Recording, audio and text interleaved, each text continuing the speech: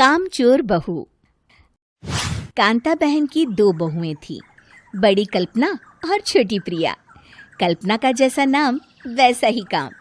सारा दिन कल्पनाओं में रहती, ना कोई काम करती ना कोई धाम।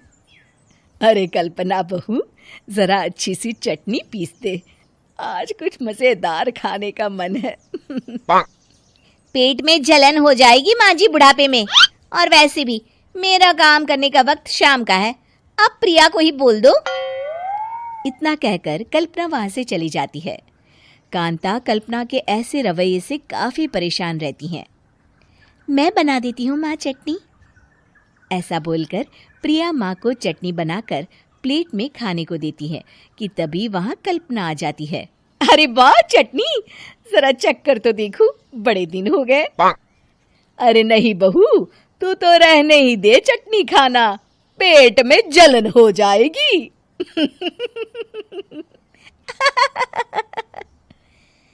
इतना कहकर कांता और प्रिया दोनों हंसने लगते हैं। कल्पना सारा दिन या तो मोबाइल में यूट्यूब देखती या फिर सोती रहती। उसका कमरा भी बिखरा और गंदा रहता।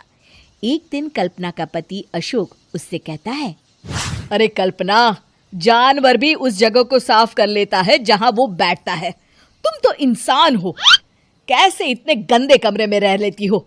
देखो सारा सामान यहाँ वहां बिखरा पड़ा है। ज्यादा अपनी माँ का बोल ना बोलो। हाँ, कमरा तुम्हारा भी तो है, गंदा लग रहा है तो साफ कर लो। पता नहीं तुम्हारे साथ मैं कैसे जिंदगी बिताऊंगा। इतना कहकर अशोक वहां से चला जाता है। कल्पना बस खाना खाने कमरे से बाहर आती और फिर से कमरे में चली जाती। इससे कांता बहन काफी परेशान रहती। एक दिन प्रिया कांता से कहती है, माँ, मैं सारा दिन काम करके थक जाती हूँ, आप कल्पना दीदी से कहिए ना कि सुबह और शाम का काम बांट ले। मैं तो अब सिर्फ एक वक्त का ही काम करूँगी। हाँ। अरे तू वो भी ना करना, एक बहू तो कामचोर थी ही, दूसरी भी आ गई काम ना करने के बहाने लेकर। तभी वहां प्रिया का पति रमेश आ जाता है। माँ, मैं देख रहा हूँ भाभी कोई काम नहीं करती, प्रिया सारा दिन घर और रसोई का काम करती है, अब कुछ करो ना माँ। कांता मन में कुछ सोचती है और कल्पना के पास जाती है।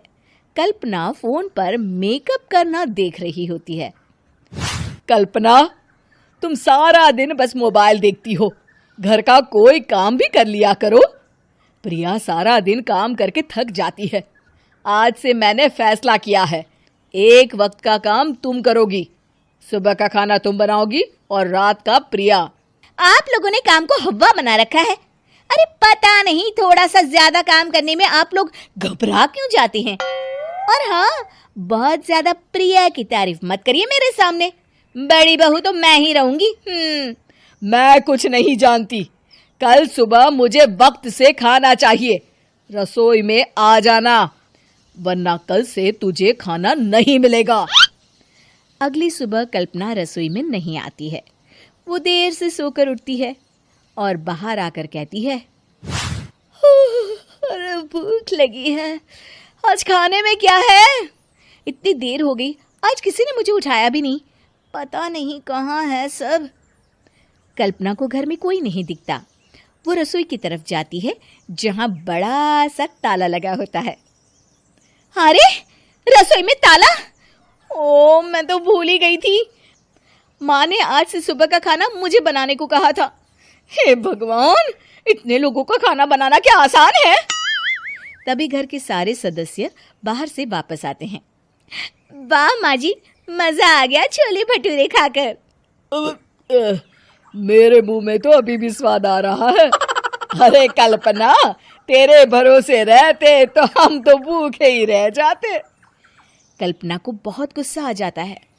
अब बहुत हो गया, आज से मैं अपनी रसोई अलग कर रही हूँ, मैं अपना खाना खुद बना लिया करूंगी। कल्पना अपनी रसोई अलग कर लेती है, पर आए दिन उसका देर से उठना और काम न करने की आदत से वो भूखी ही रह जाती थी। उसी के सामने घर के लोग अच्छे अच्छे पकवान खाते और कामचोर कल्पना को जैसे तैसे ही खाना बनाकर खाना पड़ता। पर एक दिन तो हद ही हो गई। माँ, दीदी आज सुबह से कमरे से बाहर नहीं निकली, हमें जाकर देखना चाहिए। सो रही होगी कामचोर कहीं की, पर तुम कहती हो तो चलो देख लेते हैं उसे। कल्पना कमरे में पेट पकड़कर बैठी होती है। हाय मेरा दर्द, पेट दर्द के मारे मर रही हूँ मैं।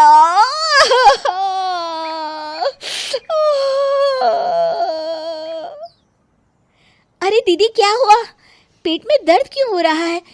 डॉक्टर को दिखाया आपने? माँ। कल्पना खड़ी होती है और माँ जी के पास आती है। मुझे माफ कर दीजिए, अब से मैं सारे काम में मदद करूंगी, कभी आलस और काम चोरी नहीं करूंगी।